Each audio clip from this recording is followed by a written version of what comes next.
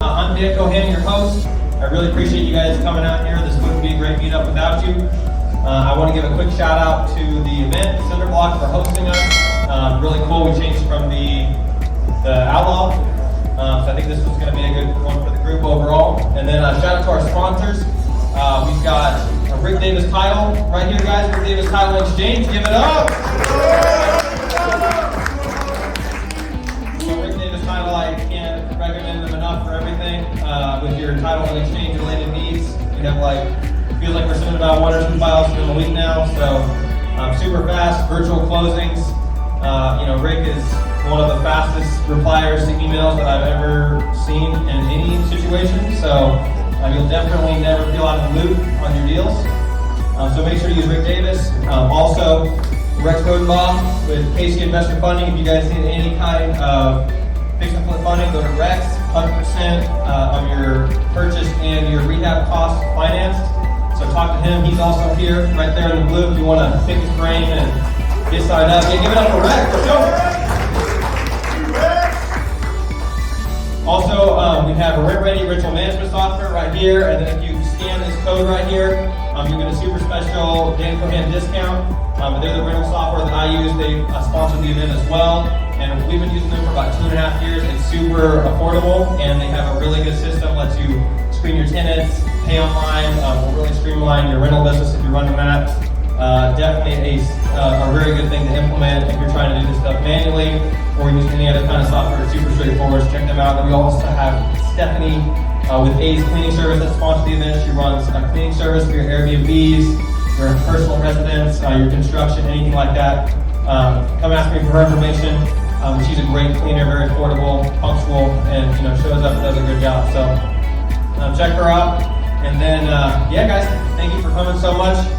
With that, I'm going to introduce Tanur with HomeGuru. He's going to be presenting his secret creative finance Dispo strategy that you can take your normal deal that you would make, maybe $5,000, $10,000 and make tens of thousands and month income every single month off that deal instead of just that one-time hit. So he's done it. He's kind of blown my mind with it. I thought about doing it on some houses that I've been selling, and I think that especially on some properties in this new environment of high rates and where you have a lot of creative strategies where you're buying stuff sub 2.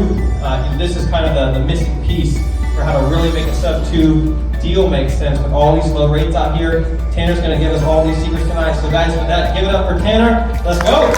We have a slogan called the New American Dream, which is doing business and community, rising up together, so that when you reach the summit, you have all your friends around you. You're not just doing it by yourself. Toiling away for lots of years. You get there faster, you get there with more certainty, you get there with your friends. I'm going to share about us at HomeGuru, and then I'll talk about our strategy for saving. I'm going to spend probably the first 30-40 minutes talking about, just talking continuously probably, maybe a couple questions, and then I'll open up for about 20 minutes or so of Q&A at the end. Thank you, Dan Cohan, for bringing us here. I appreciate that. My name is Tanur Badgley. I'm the co-founder and CEO of HomeGuru. I started the company with Phil, who's in the house, and my brother Bryce. Bryce is not here right now. He's playing ultimate frisbee. I was a teacher in Thailand when I started to kind of mentally become an entrepreneur. When I was 23, I had a breakup and a brain injury. Was doing a sales job in Minneapolis, Minnesota, and just not feeling very fulfilled. I got a doctor's note for 6 weeks off of work from my concussion and just laid in the dark room. And that's when God gave me the vision to move to Thailand and figure out what my purpose is in life. I went there and I taught 400 students in grades 5 and 6 in a public school in the town center of villages. And I started to live the 4-hour work week life. You've read Tim Ferriss's book. So I spent a lot of time in hammocks, reading books, envisioning my future, learning about my relationship to myself, to God, to others, and didn't know anyone for 7,000 miles. And that's where I met Philip, playing ultimate frisbee in Chiang Mai, Thailand, and I also met my wife, not knowing I'm playing ultimate frisbee in Chiang Mai, Thailand. So it worked out pretty well. We started our company in May of 2020, so right at the start of the pandemic, we're about into our 3rd year of business. So these are some pictures of my time in Thailand. I care a lot about teaching. My job is basically just make English come alive. They had grammar books and Thai teachers teaching English. I was in there to create role plays and settings where people would actually implement it. And then I also got to do a lot of bucket list things. So I went scuba diving several times. I lived in India for a month and did a yoga teacher training program. I went to Nepal and hiked to Mount Everest Base Camp. I worked online and tutored Chinese students. I tutored kids in Thailand, and I dated my girlfriend, who's now my wife. It really started to dawn on me that I can't go back to some like 9-to-5 job lifestyle. That at my core, I'm an entrepreneur, and I care about having time, freedom, location with independence, and financial freedom. And so that's where the vision for what we do today got started.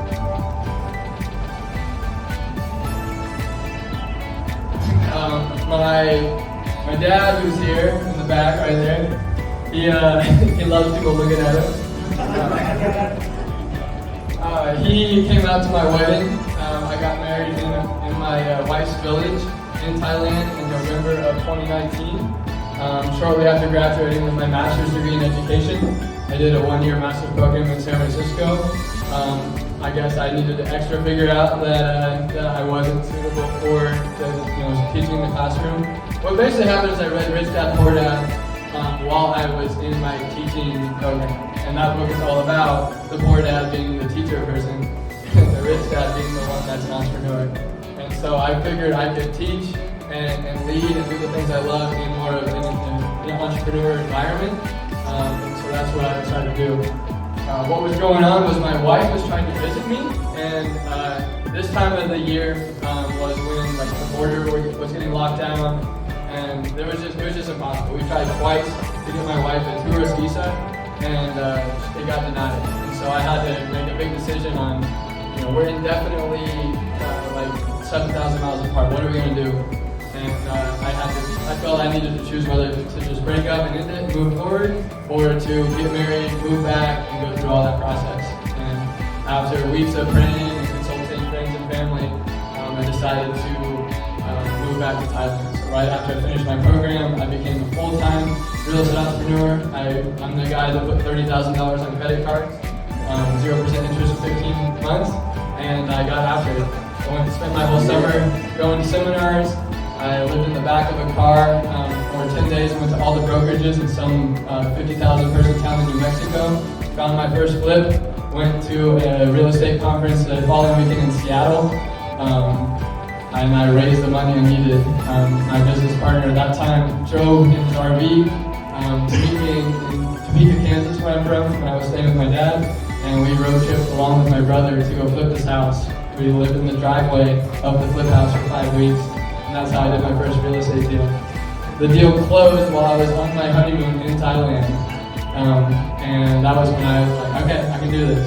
And so I spent the rest of the time in Thailand kind of learning, studying up my business, masterminding with other high-level entrepreneurs that were financially free in Thailand, and meeting Phil again, and put this business together. Some pictures, we had 19 Americans coming out. It was the best week ever. We had 3 Airbnbs on the beach in Phuket, Thailand. And we all wore the local clothes from my wife's village. So I decided to come back to Kansas City because I'm from Topeka, Kansas originally, and my family had relocated here. So it mattered to me to be local again and to get myself in a home base. Thailand always kind of felt like this chapter of my life, not necessarily like my end-all be-all, 12 months a year place to live. I wanted to be able to have the kind of abundance I was able to have there. I wanted to have it here as well, and then be able to kind of go between both and also have a full lot of long-term travel built in as well. Phil had a very similar vision with his life, and he's just never been to Kansas City, so he decided to move from, he was living in Badgley, Indonesia, and he decided to move to Kansas City because he's been dreaming of cornfields and wheat his whole life. The 3 of us moved into an 800 square foot duplex.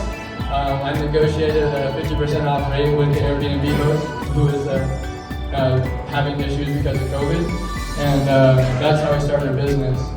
Things really changed about 1 year in. So it's May of 2021, and we had this crazy opportunity come up to be owner financed, and we ended up closing on this deal, moving into a $500,000 house with 5 acres, a swimming pool, 4 bedrooms, 4,000 square feet, a finished basement, and that's where we now office out of and do a lot of our events. Pretty big pool parties, a couple hundred people coming to them about once a month, so that'll get started here pretty soon. This was a really blessed deal. So we were living in this small 1 bathroom, 800 square foot duplex, and a mentor of ours, Luther, challenged me, dude, you're a real estate investor, you don't own real estate, but that's not cool. And I was like, we've been wholesaling everything, we gotta make money. And he challenged me to write out everything I wanted in my dream house. And so I said I want to do nothing down, I want to be seller financed, I want like all those things. I want a 4,000 square foot plus house, I want large acreage, I want a pool, I want a sunroom, I want to be able to have a master bedroom with a jacuzzi bath, and literally all that came true. It was crazy. 5 days later, our sales assistant called me and said, Tanur, I found the right seller for you, and then negotiated with him. He mailed me like letters and Polaroid photos of the house, and he road tripped from California to here to meet me, and Luther came with, and we stamped out a deal. So we got it for nothing down, 2.5% interest rate, and he gave us about $150,000 of equity. So it was an incredible deal. He knew he was blessing us. He was behind the vision and the values that we stand for. So I'm wearing my HomeGuru pants today, and I think they kind of symbolize this sense of like being you, being authentic to what you are, and standing by your vision and your values, and it's going to be different than every other single person your vision is. But if you know it and you're certain of it and you put it out there in the world, amazing things can come to you. It's when you try to blend in and try to be like everyone else that you don't quite get this kind of a deal. So I encourage you to go all in on being the truest version of you. So there's Dan Cohen, he came to our house. We had this grand launch party recently. We've had a couple workshops. So we decided that the wholesaling business model was not the right one for us. It was a good starting point for us because we learned how to analyze deals, we learned our market, we learned how to negotiate, learned how to set up a business. We had a ton of VAs working for us. We built a cold calling and text message marketing agency in-house. We were doing about 150 leads a week, about 8 to 10 contracts a month, and it was really busy. But every month we started back at zero. We weren't owning any property. And we got in this for the time freedom, the location freedom, the passive income, the cash flow, and genuine impact. I didn't feel like I was having the desired impact I wanted to have on making the hedge fund vision. Not that that's a bad thing, but what we're doing now is we're helping families get home ownership that can't work with the banks. These are families that have large down payments and good monthly income, but they're either not participating in the credit system or something happened to them that's not allowing them to participate. About 65% of people are not bankable right now, and so we're working with that section of the population. And the result is our business has skyrocketed in passive income and equity, and we're still making larger than wholesale assignment fees, but we're also helping families. Like this family was seeking asylum from Honduras, and now they have home ownership in Overland Park. We sold them a completely gutted house that they renovated to ARV in 3 months and only spent $18,000 to do so because they're a contractor. They source their own materials and have their buddies over for beers and barbecues. That makes a lot of money when you don't have to raise all that money, pay 12% interest on it, have to hire like real crews and stuff. This was a 90K gut job from our numbers, and they did it for 18K. And they didn't need to make any profit to flip the house for us. So it was a pretty cool deal business-wise. There are 3 of us as well. We named ourselves HomeGuru because when I was in yoga teacher training in India, the word guru means the one who points. And so we want to be the ones that point home. And home is like a very inclusive term. Like it's where the heart is. It's where you feel most you feel authentic, you feel genuine. And it's also, real estate-wise, we want to get people home ownership, not just getting stuck in a rent cycle forever.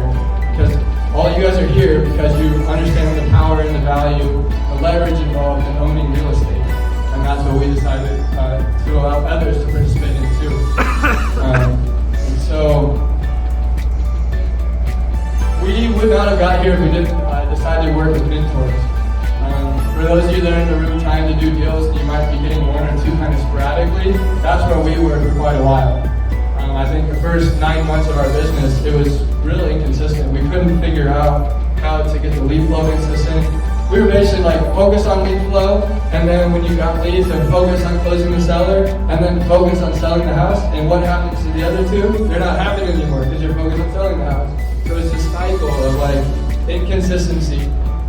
But when we hired Tiffany and Josh High, they were doing 20 to 30 deals a month, and they understood how to build a virtual sales model. And so at this point, I stopped closing deals.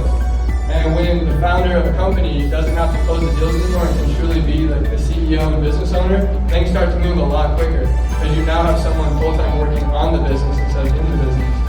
And so they really transformed our business to the point where we spent the next 12 months doing 5-6 deals a month, which was an incredible boost for income and revenue and things of that nature. I think my third month of them, I got 18 grand paycheck, and I didn't even close any of the deals, which was an incredible change. Next, we met with Wilson, who I mentioned earlier. He's the one who helped me close on my personal house, and our personal house. And he has been here locally in Kansas City for 30 years. His son is becoming a bit of an influencer. You guys know him.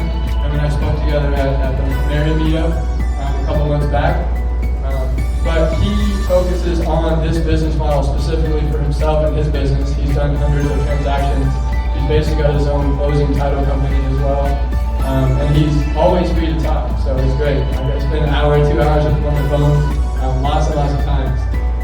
So he's been an incredible help and blessing to our business. We wanted to step it up and take it to the next level and really professionalize things. And so we put it out there that we were looking for a mentor that was doing this affordable housing business model at a high level. And we found Lou Brown. So Lou has 800 plus licensed students. He's one of the co-founders of the National RIA Club. He's been around for 40 years. He's in his 60s, bought his first house when he was 18. He's flipped Holiday Inn before. He's been a part of all sort of multifamily things. He's very strong in business. And so I spent last year going to 22 days of in-person seminars and getting us licensed to be certified affordable housing provider under his program. And he's now a personal mentor of ours that we can just jump on the phone with and go over deals. He's been a private money lender on 4 deals of ours so far as well. So he's really helped kickstart our business, and he's really a go-giver.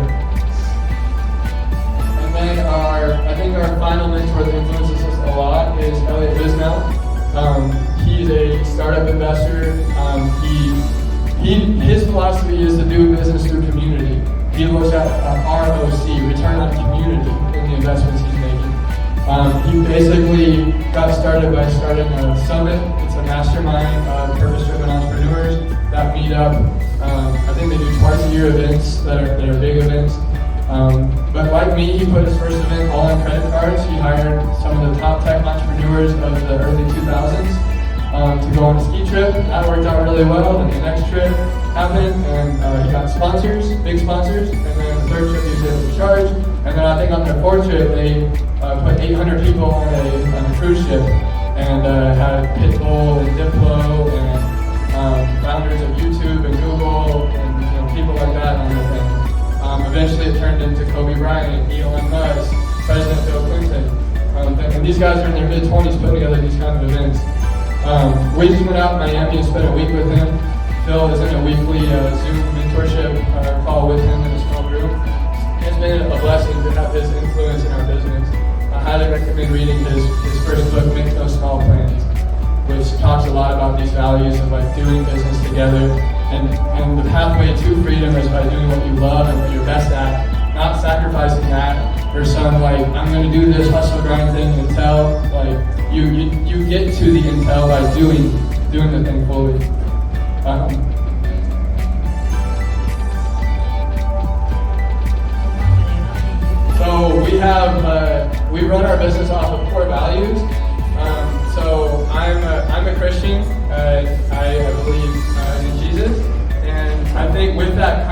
responsibility, especially as you get to be on a bigger stage and a bigger platform. There's a responsibility to steward the wealth that comes in, to take care of people, to have a genuine desire to have a heart for others, and to try to solve the problem of suffering in the world.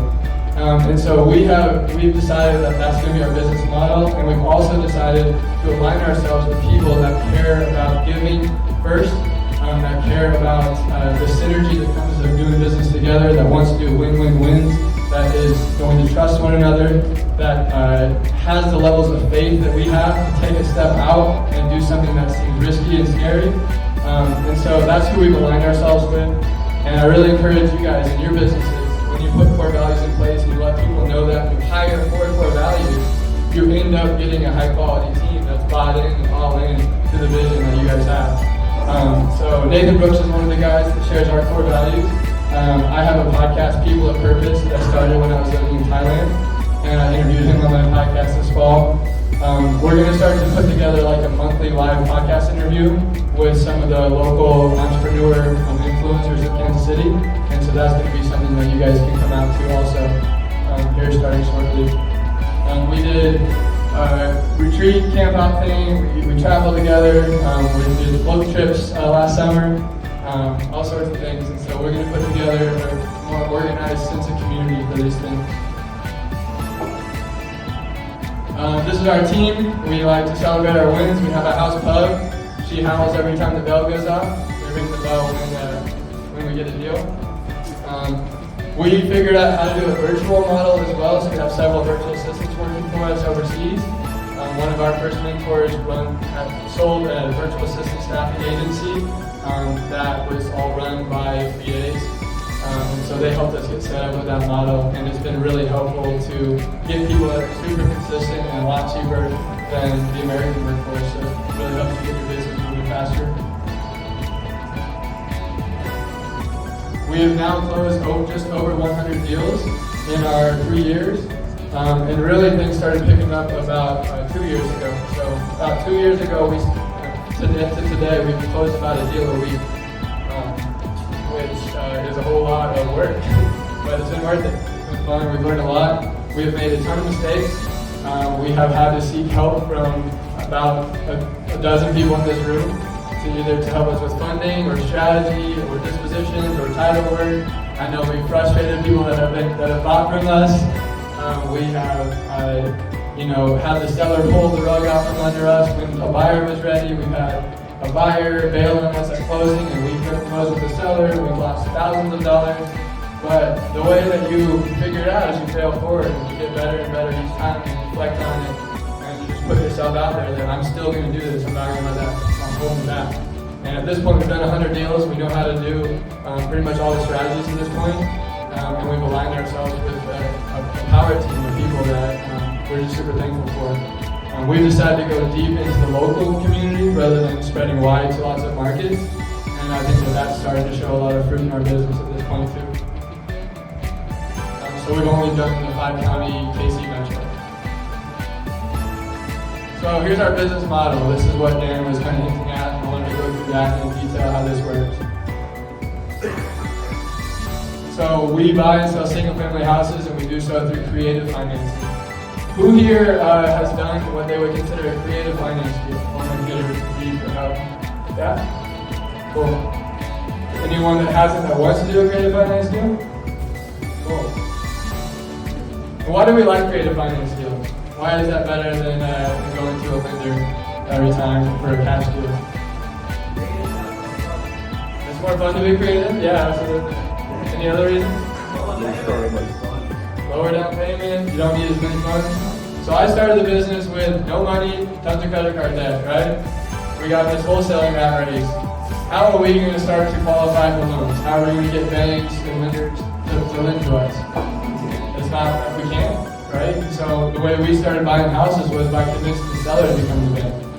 You're talking to someone that needs a solution because they don't quite have enough equity oftentimes, or they're carrying double payments, their house doesn't have the work done yet. They don't know how to get out of it. And so you can figure out a win-win by arranging an owner finance deal, whether that's true seller financing or they're seller financing with equity, or they keep their low interest mortgage in place and now you're responsible for paying the debt. So that's how we've done the majority of our deals. We follow this path of home ownership that Lou Brown taught us, and so this starts with helping people build up their credit and get educated. They can be renters. We have not done any rentals yet because that's a whole other can of worms to open up with property management and rehabbing. So we've done all of this without rehabbing any houses, without being a property manager. And we're getting probably triple the cash flow, and we're getting probably double or triple the assignment fees of wholesaling.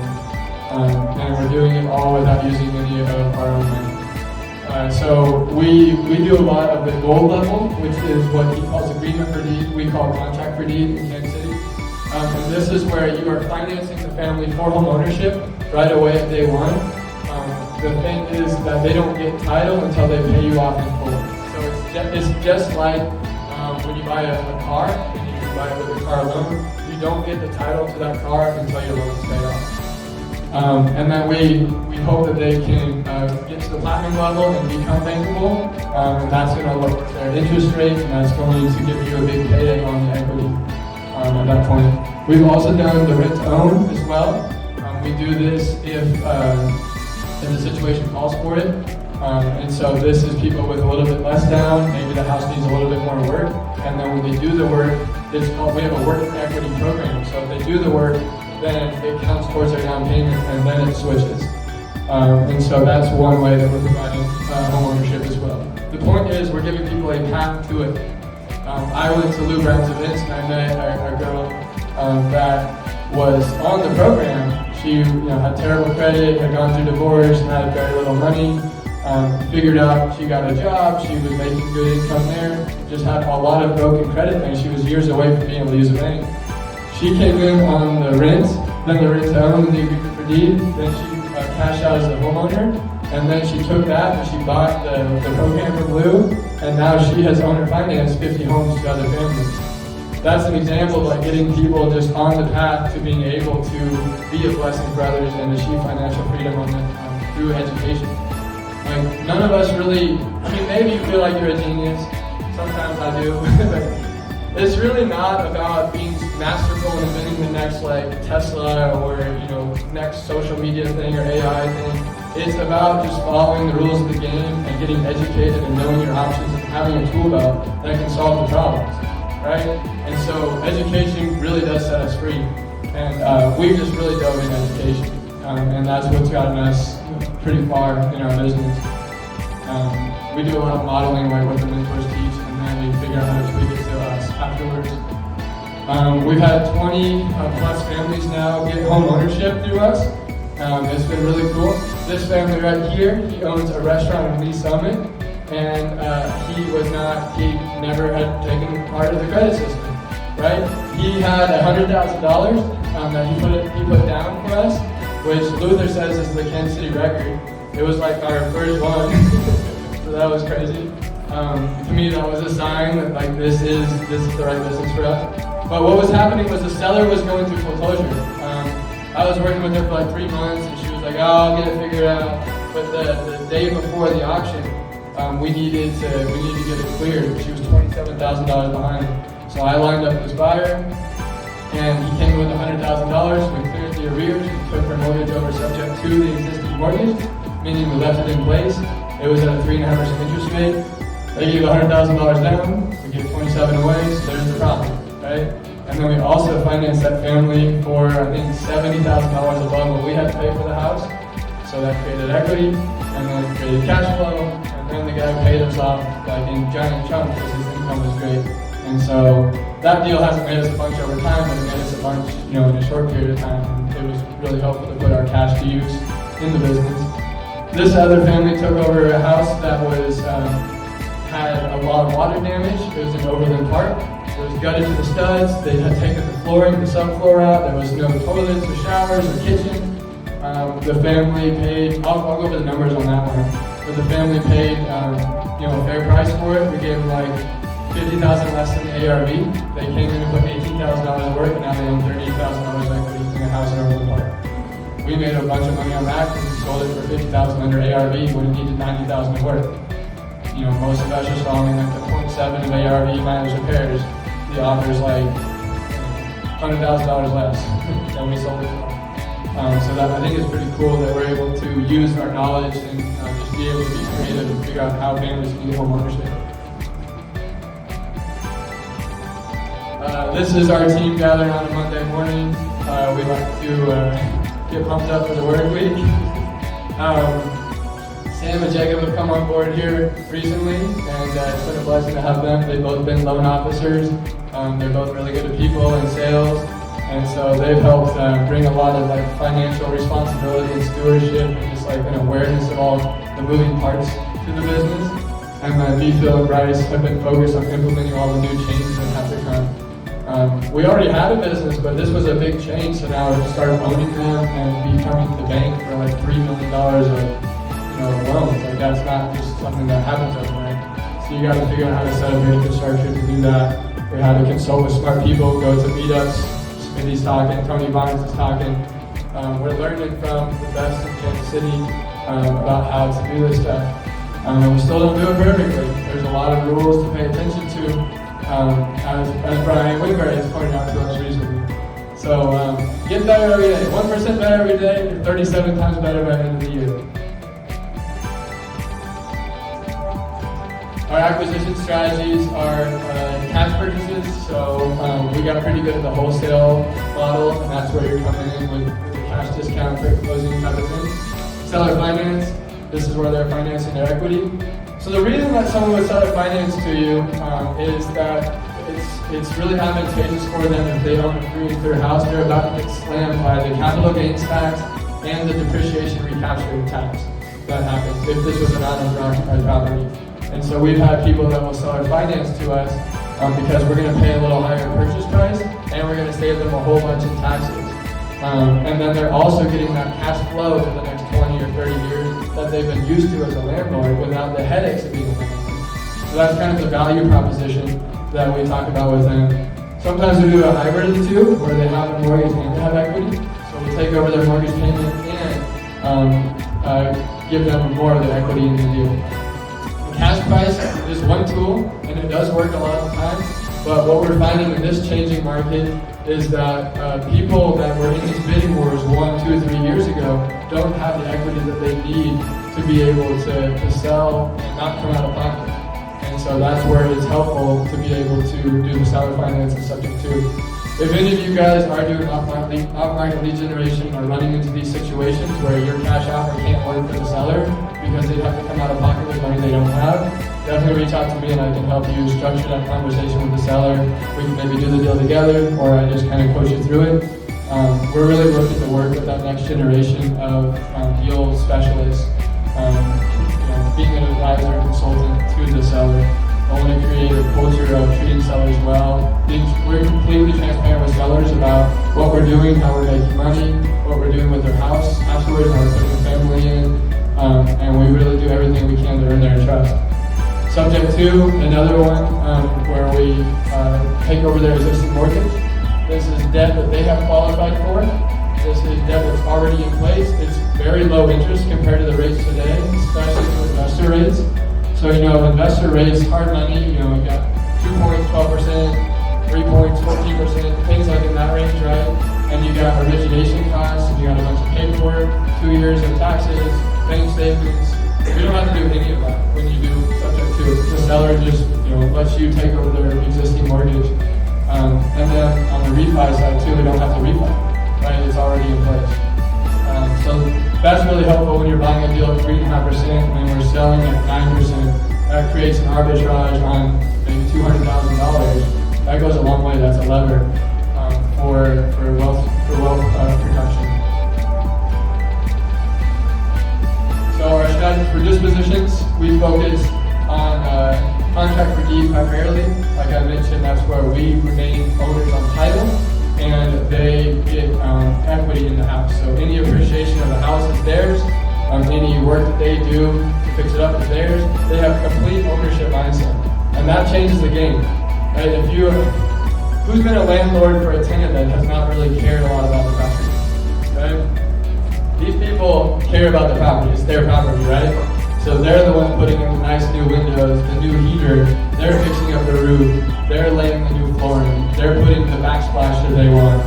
right? So they're getting to create a house customized to what them and their family want to live in, and they're doing it for way cheaper than we are, and we don't have to become property managers.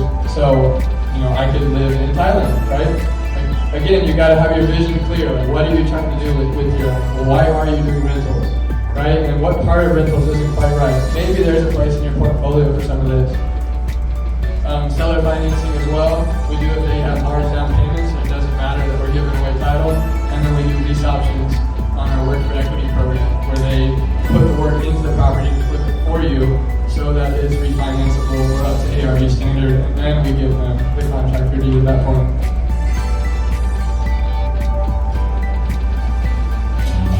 Here's how the numbers work.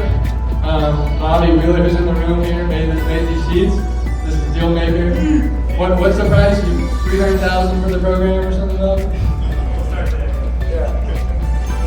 This is probably going to be proprietary. I don't know. But Bobby made these things using Google Sheets formulas, and it kind of allows us to run our numbers to know what we're getting into on these deals. So this was a deal that was bought subject to. It was an expensive house. This was in Raymore. It was completely remodeled up to ARV. $429,000 was our purchase price. This house was on market at $475, $460, $450, $440. He could not do it. 90 days. Right? His mortgage was $426. If you sell a house for $429, you're coming out of pocket pretty big time on that. Right? You got to pay 6% to agents, and you have to pay your closing costs. So this guy was looking at anywhere between $25,000 and $40,000 out of pocket to sell his own house. I don't know about you, but I don't want to sell my house and owe $40,000, right? Like, that's not very feasible for people. The guy had no idea what to do. We called the agent when it was about 90 days in, and we said, we can buy this house if the guy's willing to keep his mortgage in place. He's got a 2.99% mortgage, right? That's an asset for us to acquire. And so what we did was we offered to cover his mortgage and pay the asking price he had on the MLS, essentially, $3,000 in his pocket. He made $3,000, and we turned around and we offered it up at a 5.5% rate, which is below market rates for people that qualify with banks, right? So when you're working with someone that doesn't qualify with a bank, and you tell them that they can get a below market rate, they're pretty stoked on that, right? In exchange, she was able to offer $525,000 for the house. So we just created about $100,000 out of thin air, and then she gave $75,000 of that right away. I don't know about you, but getting a cash injection of net 72 is a pretty big deal for your business. You don't have to do that many of those to start to feel financially abundant. We're definitely looking for more of these. This was a really cool deal. But the lady that was the buyer, you may wonder, like, where are these buyers that can afford $3,000 a month payments but can't get a bank loan? This lady had moved from Washington, D.C. She was a financial controller for 4 companies.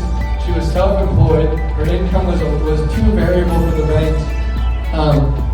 And so she said, I don't want to wait for being bankable. Plus, what you guys are giving me as a rate is like way more than fair. She looked at the AM schedule because she's a financial person, and she says over 30 years, she's saving. If she had bought 429 with a bank loan, she would have ended up paying more. Because these people have the mindset that they're living in this house for 10, 20, 30 years. They're not flipping the house, right? And so it was a win-win for both of us. And we were fully transparent with her about how we bought the house, which is super cool. I love getting to live transparently with people. That matters a lot to me. So Bobby puts together on the right side here what we're projected to make, and you can see that we're cash flowing $730 a month between our PITI and the buyer's PITI. So they're paying the taxes and insurance for us. They're paying any fixed upstream heritage when they need any. And they're paying $3,000 a month while we're paying $2,400 a month, right? On 7 years, which is the national average that people sell or refinance their home, we are looking at $174,000 profit. So when we were wholesaling, we're looking at $10,000 to $12,000 profits, right? And we're putting in more work, we're spending more on marketing, we're hustling and grinding. We have a giant team of cold callers and textures, lots of overhead, lots of stress. Every month we start at zero. We switched to this, and we got $175,000 seed planted that we don't need to do hardly anything for. We just receive money and pay the mortgage, right? We're not the property managers, we're not the house flippers, we're not a wholesaler. So we said, hey, we like this, let's do more like this. And so we've done 20 deals in the last 7 months like this. Our biggest bottleneck has been finding more deals that have little down like this, and finding capital partners that believe in this model and will give the money to cover arrears for foreclosure. When you got 25,000 down, we got to close next week. These have been our gaps.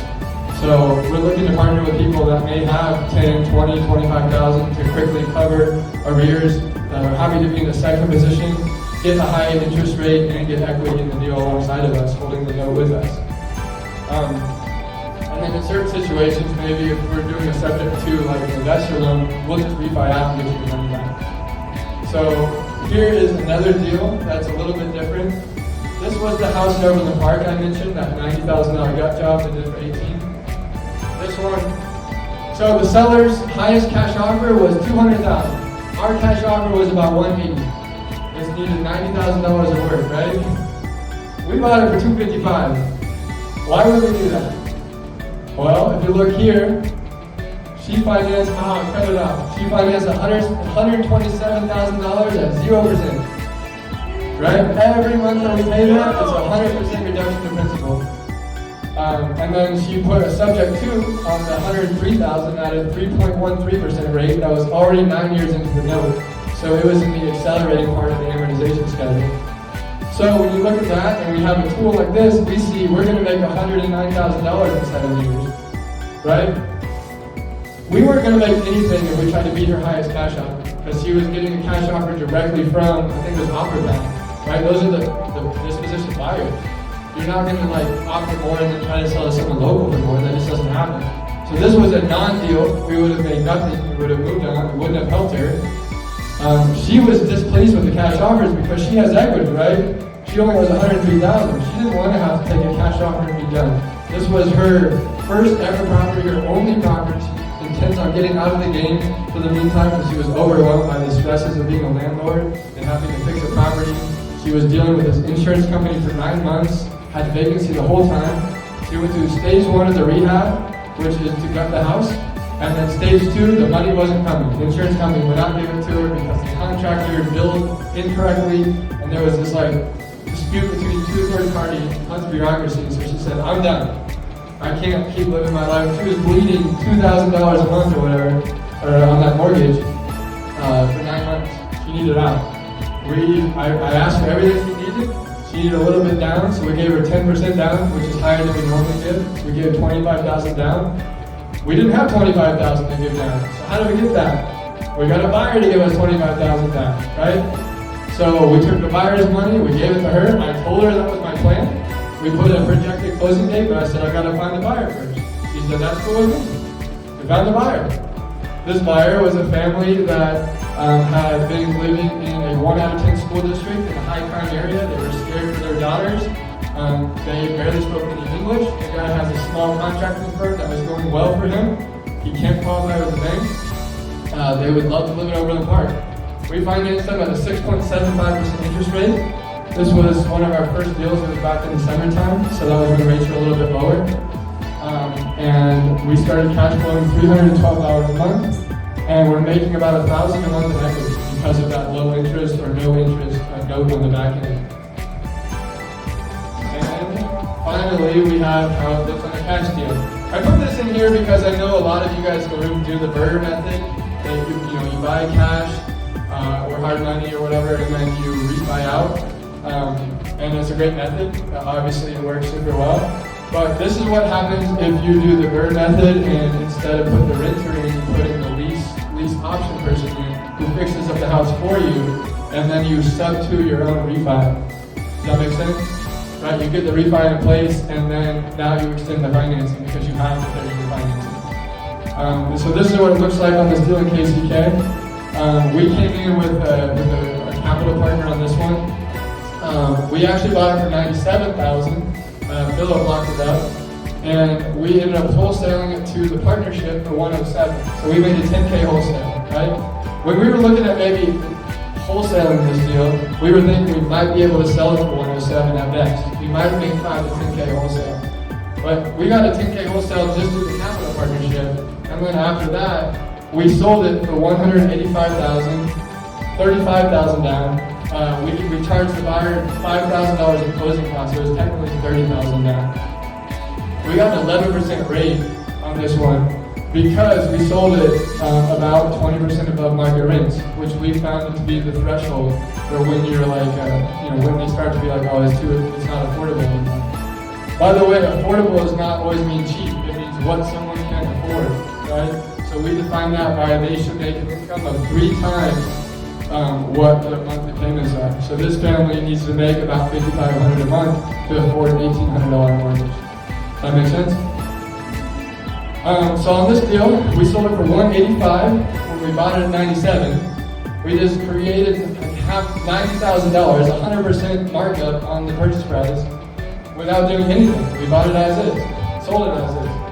This house needed about $45,000, $50,000 of work, but it's a 3,000 square foot house in KCK. And this was a contractor that loves KCK. Right? This is like where the Latino Hispanic community lives, thrives. Taquerias everywhere, supermercados. They really want to live in KCK. And so they paid a premium for it. The ARV was about $200,000 on this one. He bought it at $185,000. Remember, by our standards, it needs $50,000 of work. This guy's going to put in about $20,000 of his own money. He's going to own a house and have paid about $5,000 over ARV to have an ARV house.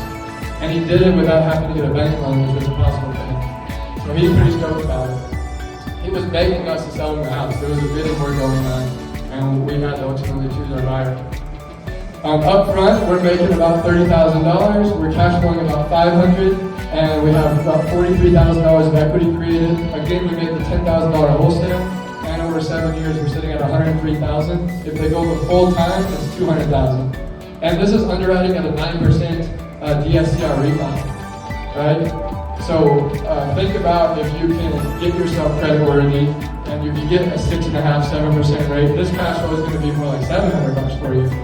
And so it's really a strategy you should seriously take a look at. It's a little bit different of a mindset than the BRRRR. The BRRRR is long-term wealth creation because ultimately this goat's going to run out.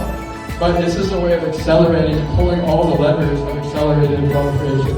So you can get $28,000 of capital and buy more houses with that. You can get the cash flow and get yourself out of the rat race. We see this as a really strong step in between wholesaling and buying and hold. What I have found in the buy and hold space is you put all your money in it and then you just wait. How can you run a business that buys more houses like that? Like giving me $28,000 pays my team commissions. I'm not going to convince people to work here for free. Although we have convinced them to work for a team for the time being. They're working here because they see the level of commissions that they can make and they're learning an insane strategy that provides them a lot of power in their own personal investment life. And we're going to get our guys several notes this year to be able to hold on to. So yeah, those are how we do our deals. Also, I wanted to point out, one of the, our buyers sometimes literally pay cash for the houses. That's kind of funny. But one thing I wanted to point out was this appreciation. One of the biggest objections to the business model is that you're not holding on to the house and you're not getting appreciation, right? Kansas City housing prices are projected to double in many areas over the next 5 years. And if you look back over the last 5 years, they've gone up significantly, right? Like we're at the beginning of us becoming like a major investment place in the nation. But what you see here is when you have this was that Badgley Street deal where the lady did a subject to a 3% and owner finance at 0%. You'll see how quickly that underlying financing is plummeting to zero, but that overhead financing is curving out because they have a higher interest rate than you have. And so the equity spread on this one started at $30,000, but like I said, it increases at a rate of $1,000 a month because of the interest arbitrage happening. And we didn't sell this at an insane interest rate. We sold it at 6.75, right? And so, but you're seeing that as we get to month 100 right here, the equity spread is pretty huge. And so you do, in fact, get appreciation with this model.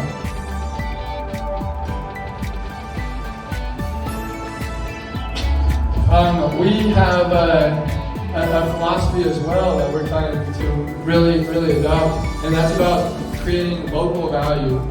A lot of the people that have been making money in real estate are these big funds on the coast. They're these big iBuyers from California, New York, and those sort of places.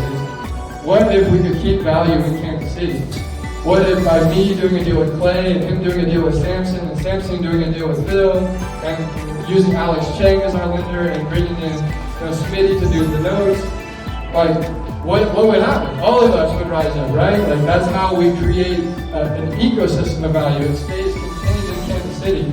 I really want to be one of the champions of doing this here in this market because this is the place that I didn't grow up in Kansas City. I grew up in Topeka, but this part of the country is like where I'm from. This is where I'm established in my home, and I want my friends to, like I said, the new American dream is having your friends and your community all rising up together. The rising tide lifts all the boats, right? And so, what if we could keep the value local?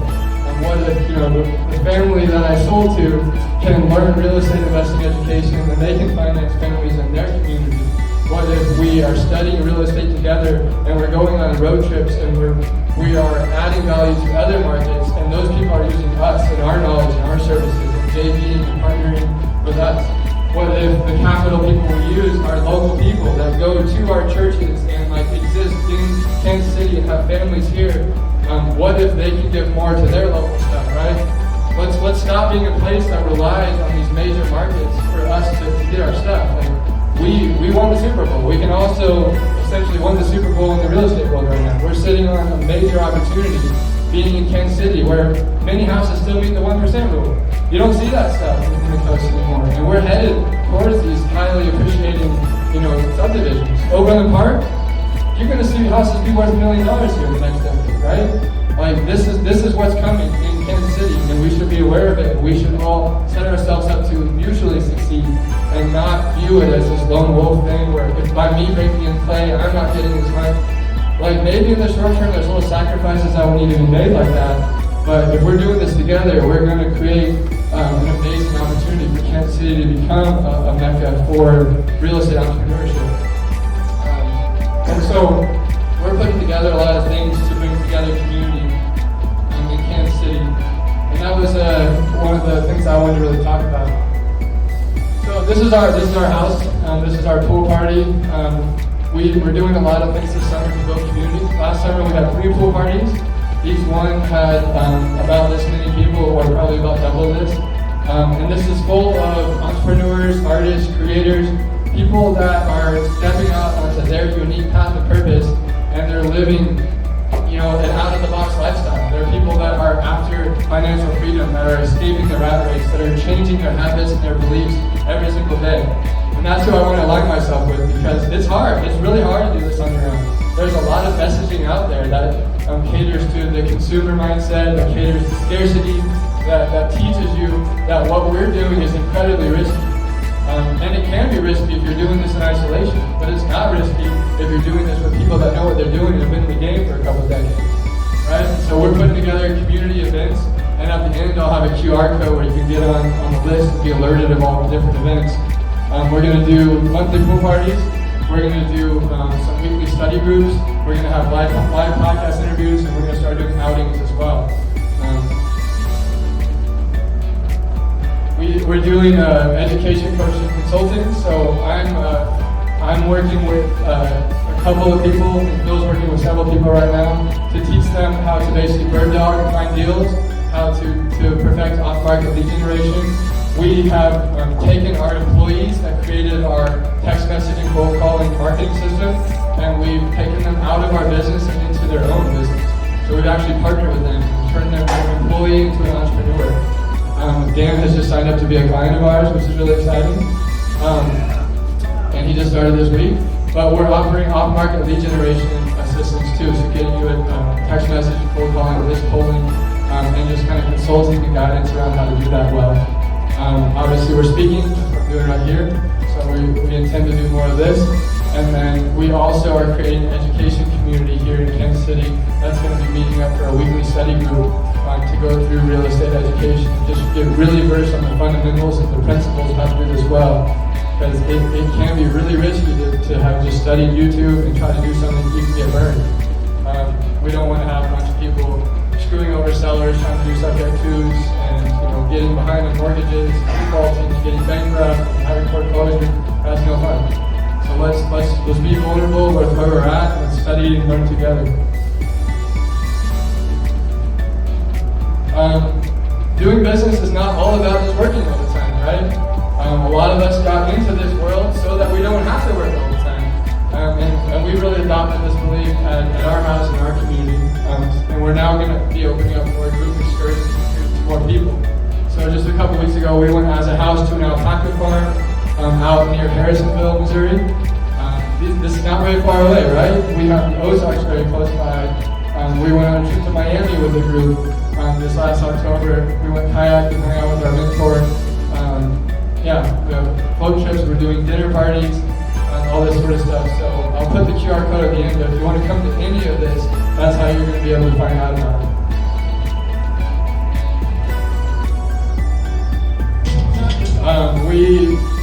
We did a journaling session here as a group. We spoke at Mindy Templeton's event this summer. We went to Chicago several times in a 12-passenger van that Samson bought cash, which is crazy that he bought a 12-passenger van cash. I just got back from a road trip from Utah. I spent 2 weeks in February in Colorado snowboarding with some of my best friends. It's really, really cool to have a network. These opportunities don't just come from you. I don't have to pay retail values for hotels and rentals and all that stuff. You come in and you live within your means, and you get to be around people, and you learn from mentors, coaches, executive-minded people, and you grow. We did a group journaling session where we reviewed 2022, came up with our goals for 2023. We had about 25 people or so attend that event. We spent all day together. My wife baked banana bread for people. It was super fun. So just plug into the network, and I can assure you there's going to be ways to partner with our business or someone else's business. There's a lot of resources, exchanges that would create a win-win synergy of value. And I encourage you to plug into it. So here's kind of a review of how we can work together. We can help you structure your creative deals to maximize the opportunity and create high probability that the seller will say yes. We'll teach you how we price things and underwrite for our selling strategy as well, and we offer seller financing your property. This is brand new. We have never worked on seller financing other people's properties, but there's a handful of people right now that we're working with doing this. We're kind of piloting this, so it's very limited right now in our capacity. We got Jacob here running this program. He's selling a lot of houses. He currently has I think 8 or 9 to sell. So we can't just say yes to anyone that wants to do this right now. The goal is in the future to be able to seller finance any of your properties. But right now we're working pretty exclusively. And so we have the capacity to probably take on another investor or two. And so if you're really interested and you're pretty serious about the strategy and you want to do it in some level of volume or scale with us, we would definitely take a close look at that with you and see if it made sense to partner. We do off-market lead gen. That's what I talked about with this agency in the Philippines that we helped create. We do bird dog training, so we have guys door knocking pre-foreclosures for us, door knocking stack motivated lists, hanging door hangers and putting sticky notes, grabbing for dollars, putting out bandit signs, putting out fire signs, things of that nature. So if you or maybe someone kind of younger and less experienced wants to be jumping in at a high level and get involved, this is the way to earn and learn. We're doing capital partnerships with people. So if you have 10 or 20K and want to help a seller avoid foreclosure and make double-digit return on your money and make some equity on these deals, definitely talk to me about that. We also are looking for first position cash investors too, people that want to come in and help us buy these cash deals, and then we'll be able to refi your money when we do on the lease option, and then we'll end up putting the buyer in the house after that. We're doing some coaching and consulting, so Phil and I are both doing calls pretty much every day with people that are stuck on certain problems in their business. We'll help you think through that. If I can't help you, I'll refer you to someone else, probably in this room, that can help you with that. We're doing real estate education, so we just went to Utah for this real estate education group. They had their nationals, and I was really impressed with the quality of this community and the leadership they have, and we're bringing that model to Kansas City. So we're going to be doing weekly study groups on Thursday nights, starting at the end of this month. We're going to start in my basement, and then we're going to move to an actual venue when we get one secured. And then we're doing community meetup events, like I mentioned earlier. These are like opportunities to do life together, have some dinner, make some food. I'm going to First Friday this Friday at the Crossroads, the first one of the year. It'd be a great opportunity to come hang out. Why not? Right? And then my church is doing like some different service things around the city, so I might put some of those events in there from time to time where we can go and volunteer at a nonprofit or something for a Saturday and just live life together. And then we're doing workshops as well, teaching people how to structure deals like this, teaching people we're doing a public speaking workshop with Tanika's back. So I'm still not that good at public speaking, right? Like, I don't quite know what I'm doing. But Tanika has studied under one of the top public speakers in the world, and she's taken this course and all that, so she's designing a little curriculum for teaching how we would do that. So I don't think we need to wait for someone to come and save us and teach us how to be a public speaker. Like, we can figure it out together, right? Let's hold each other accountable. Speaking is one of the best skills that you can develop. Being able to tell stories and captivate an audience, to be able to resonate at a deep emotional level. That's how you build a tribe. That's how you build a community that rises up together. So definitely, like, let's all figure out how we get each other on stage. Let's speak. Let's share what we care about. And then live podcast interviews. I've had my people at Purpose for a long time. I interview really purposeful people that are living life authentically. They're helping people to develop the courage to wholeheartedly pursue their purpose and unleash their truest potential. And then we'll be launching a podcast. I'm working out right now with Kim Tucker at Mary to do a joint venture on the Mary podcast through us. So I've got the whole team and structure built. This basically automates the podcast process, and I just sit in the interview seat. And so we're going to start getting some people through to do a live interview. We have a couple of spaces right now available. One with really good mics and all that set up. They're kind of intimate, probably just 10 to 20 people can come. But we'll be getting those going. And then we're gonna create something. I don't know what it's gonna end up looking like, but it's something that kind of announces where all the events are in Kansas City that allows you to plug in and engage. And so we're gonna kind of create this hub of all like the little events, influencers, meetups that exist, so that it can be one place you can go to. You can post your own things in there, and we'll start kind of promoting each other's events again, so we can kind of all rise up together. And then there'll be some speaking engagements too that will let you know about when we're speaking. And if you're in our little club, then let us know when you're speaking. So we'll support that. There's a lot to be said for cross-posting each other's content. But yeah, finally, this is my last slide. So if you want to scan this is how you get on the list for any of our upcoming events. Yeah, we're excited to do that.